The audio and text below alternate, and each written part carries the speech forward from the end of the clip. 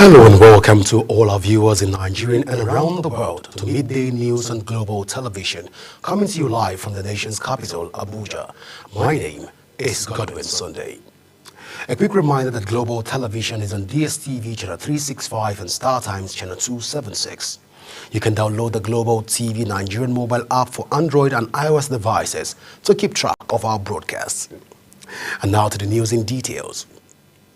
President Bola Tinubu has urged Nigerian security agencies to eliminate terrorists and foreign collaborators to end the prevailing security challenges bedeviling the country. He gave the charge while addressing military and other security personnel at the Umaru Musa Yar'Adua International Airport, Katsina. Kike Lomo Okere has the details. President Bola Ahmed Tinubu, who is in Katsina State on a 2-day working visit, directed the men and women in uniform to eliminate all terrorists and their foreign collaborators who have been terrorizing the northwest and other regions of the country without delay. He explained that Nigeria under his leadership will not bow to the treachery of terrorists and their foreign collaborators, but will work assiduously to eliminate nation's enemies. You are the shield of Nigeria, the brave sons and daughters who stand between our people and the forces of terror.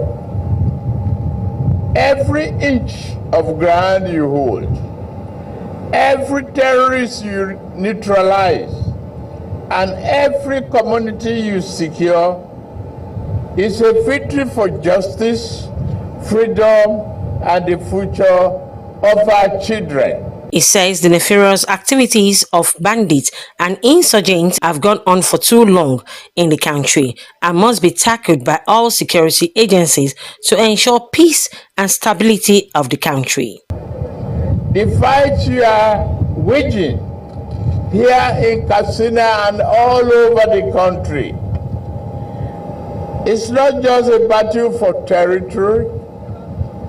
It is a battle for the soul of Nigeria. Your resilience, your courage in the face of danger inspires the entire nation. Your sacrifices do not go unnoticed.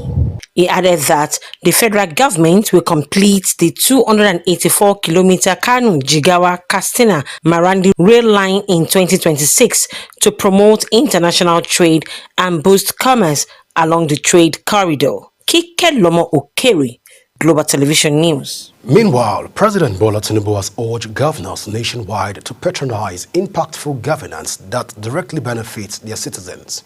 The president, who stated this during his 2-day visit to Katsina State, emphasized that true leadership is measured by visible positive outcomes in people's lives. Sharon Ajay completes the story. President Bola Ahmed Tinubu encouraged unity and cooperation among all levels of government, stating that the time for politics is over and that collective action is essential for building a stronger Nigeria. The president identified hunger and poverty as the most significant threats to national peace, reaffirming his administration's commitment to steering the economy towards food security and sustainable agricultural development. The federal government will be with you. It is very difficult to change a course, particularly in the economic rejuvenation of a nation. The economy at a difficult moment is sailing in the right trajectory. Today, what we are commissioning is effort to banish hunger. The president commended Governor Ratha for notable progress in agriculture, health care, education and infrastructure, called on all governors to intensify their focus on agricultural development. He announced plans to revive and reposition the Bank of Agriculture to better serve farmers and boost agricultural output. We will recapitalize the bank and make small funding, large medium-scale funding available to our agricultural enterprises. Katsina State Governor Diko Umar Ratha explained that the new mechanization center will serve for all 34 local councils in Katsina, with 400 tractors procured through a federal intervention fund of 25 billion naira. The president commissioned some projects executed by the Governor Diko Umar Rather administration. The commissioning ceremony was attended by governors from Borno, Benue, Kaduna, Kwara and Jigawa states, as well as former governors, ministers and other dignitaries. Sharon Ajay reporting for Global TV News. The House of Representatives Committee on Public Petitions has summoned Governor Hyacinth Alia and Dauda Lawal of Benue and Zamfara states respectively, as well as their respective states, to appear before it on Thursday, May 8. The summon was in connection to the rising insecurity in the state, which prompted a civil rights organizations, guardian of democracy and rule of law, to petition the Green Chamber. The summon was contained in a statement issued by the head of Media House Committee on Public Petition, Chuks Oko. The Minister of the Federal Capital Territory, Nyesom Wike, has condemned the action of a group of women loyal to suspended Rivers State Governor Siminalayi Fubara over their walkout on the First Lady, Senator Oluremi Tinubu, during an empowerment program in Port Harcourt, the state capital. The minister described the incident as a show of shame and an embarrassment to the people of Rivers State. The women, led by some sacked local government vice chairman loyal to Governor Fubara, walked out of the venue after allegedly being sidelined and replaced on the program list by loyalists of Wike. The event, held at the EUI Center in GRA Port Harcourt, was organized by the Renewed Hope Initiative and aimed to empower 500 women across the state. Wike, who is currently in China on official engagements, issued a statement through his senior special assistant on public communication and social media, Larry Olayinka. He described the walkout as a direct insult to the office of the President and First Lady and offered an unreserved apology to the President Bola Ahmed Tinubu and his wife on behalf of the good people of Rivers State. The Economic and Financial Crimes Commission has arrested the recently sacked managing directors and some top officials of the Port Harcourt Refinery Company, Warri Refining Company and Petrochemical Company, and Kaduna Refining and Petrochemical Company. The officials were arrested over alleged mismanagement of funds earmarked for the rehabilitation of the facilities. Security operatives surrounded the official residence of the Galadima of Kano following controversial emergence of two individuals claiming the revered traditional title. The turbaning of the two individuals followed the recent passing of the former Galadima Kano, Alhaji Abbas Sanusi, creating a vacuum which both factions sought to fill. The Kano Emirates have been plugged into a leadership crisis following the controversial reinstatement of Muhammadu Sanusi as the emir by the state government 4 years after his removal from the throne. Not fewer than 70 persons have lost their lives, with several others injured following suspected headers attacks in various communities around Benue State. In this report, Felicity Ndere looked at the various spot visits of government officials to these areas to ascertain the level of devastation and the federal government intervention in the worsening insecurity in the state. Governor of Benue State, Hyacinth Alia, has urged citizens to remain law-abiding amidst the insecurity attacks in the state. Visiting some parts of Gwe East following the destruction of some areas by some youth for on-the-spot assessment, the Executive Secretary Sema has this to say. The youths or people of this area will mobilize to attack the traditional stool of their people. It's sacrilege. It's very bad. It's unthinkable. Some residents say, with the current measures put by the present administration, relative peace will return to the state and the displaced persons will be returned to their ancestral homes. I can assure you that steps will be taken to address this problem. There are many things that we have had private briefing, and of course from the traditional rulers that will require reinvigorated effort to address the problems. The governor of Benue State, Hisense Alia, has urged citizens to remain law-abiding amidst the insecurity attacks in the state. Please, my dear people, don't take any laws into your hands. I've listened to you. I will get back. I will still come back to meet with you and to see you. Let's be very, very lawful.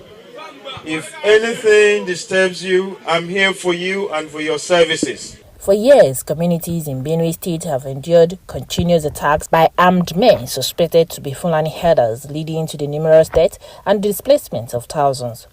Over 60% of the state's inland waterways are frequently used by the attackers as escape routes into neighboring states and even Cameroon. Vice Admiral Emmanuel Ogala stated that the newly approved Naval Command will serve as a strategic base for full operational deployment along the riverine areas. Looking at Benue State and its strategic location, covering the vast expanse of the River Benue, we have a great role to play in this regard. The Nigerian Navy, being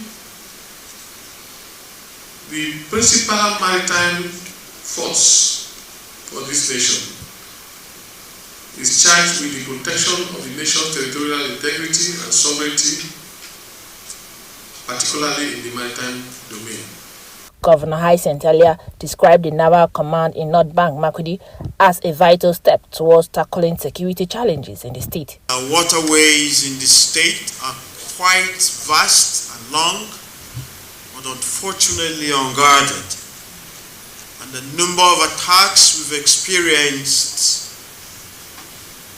came through the waterways. Little or no powers to trace. The chief of naval staff was later accompanied by the governor to the 179 hectares of land allocated for the base. And I believe that the issue of insecurity, by the time we are here, of course, most of this insecurity come from the waterways. And of course, you can see the waterway just over there.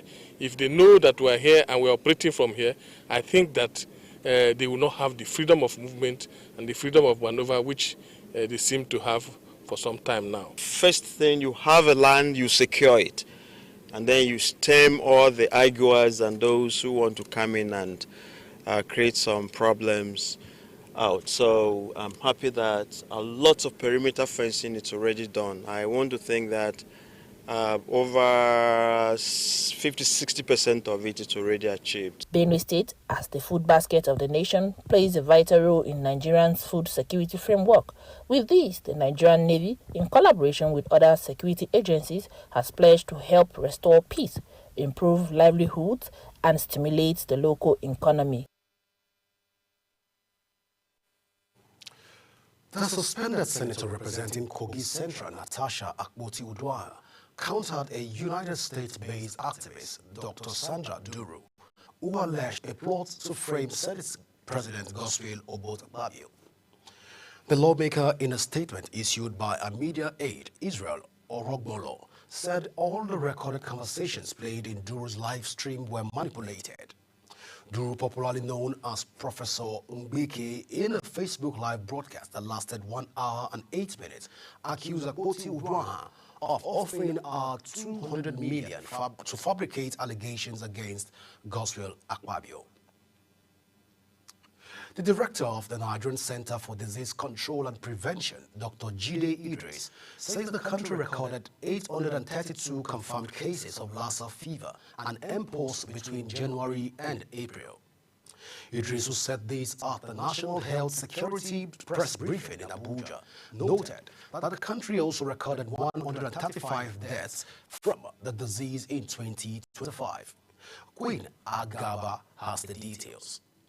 Director General of the Nigeria Center for Disease Control and Prevention, Dr. Jide Idris, reported that Nigeria has recorded over 4,200 suspected Lassa fever cases, with 696 confirmed infections and 132 deaths, resulting in a 19% fatality rate. While cases have dropped in recent weeks, Dr. Idris warned that the risk remains high in some areas. Nigeria has recorded a steady decline in confirmed Lassa fever cases, from 41 cases down to 10 in the Epi Week 17, that is the week ending 27th of April 2025. Speaking on Mpox, Dr. Idris says there has been 723 suspected cases and 136 confirmed across 27 states and the FCT, with 3 deaths so far, adding that most cases are in the south and central regions, cutting across students, traders, civil servants, and healthcare workers. Dr. Idris also reported a steady decline in cerebrospinal meningitis cases over the past 3 weeks, citing improved surveillance, vaccination, and treatment efforts. On Mpox, since the beginning of 2025, Nigeria has continued, unfortunately, to monitor and respond to Mpox outbreaks across the country through coordinated national surveillance efforts. From week 1 to week 16 of 2025, a total of 723 suspected cases of Mpox were reported across 35 states and the Federal Capital Territory. Of these, 136 cases were laboratory confirmed, spanning 27 states and FCT.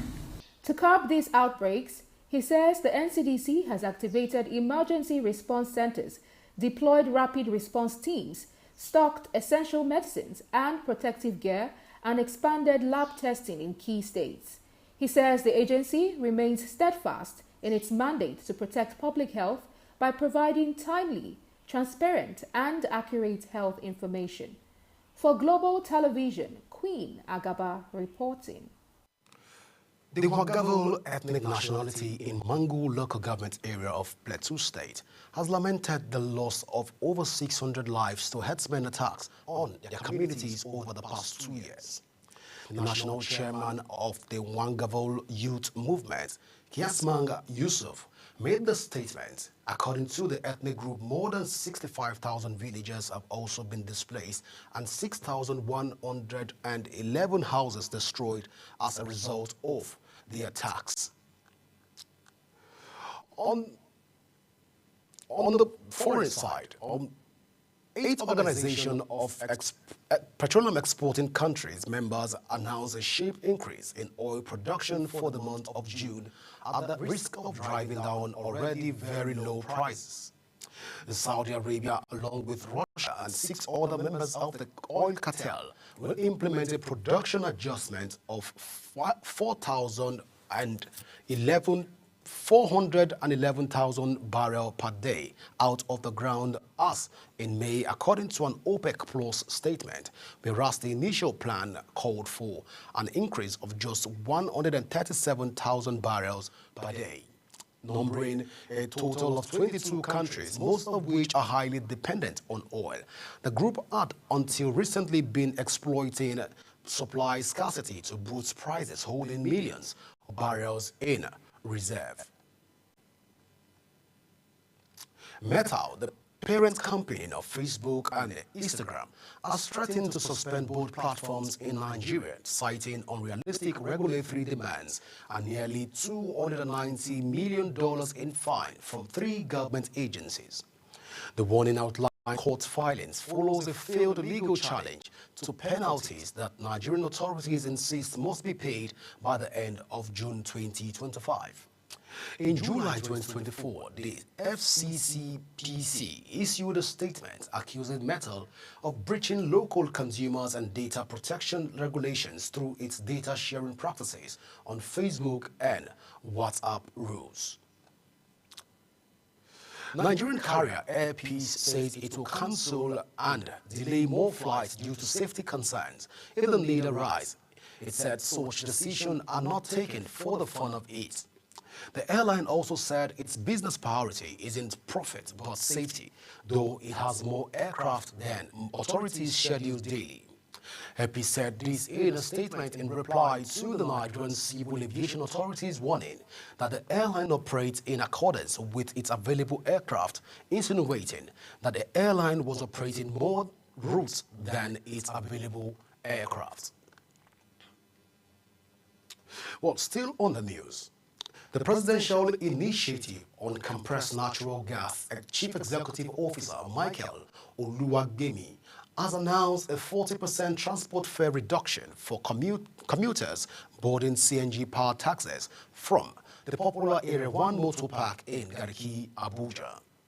The initiative CEO made the announcement at a field press briefing in Area 1 Park after the successful conversion of over 50% of vehicles at the park to compressed natural gas fueling.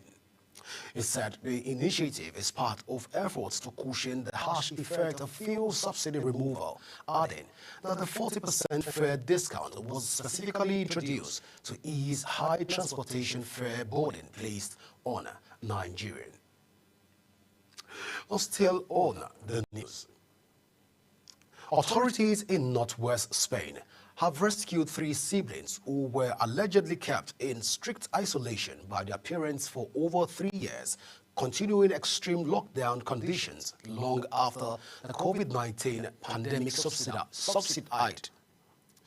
The children, 8-year-old twins and a 10-year-old, were removed from their home in Fitora Toledo area of Oviedo earlier this week.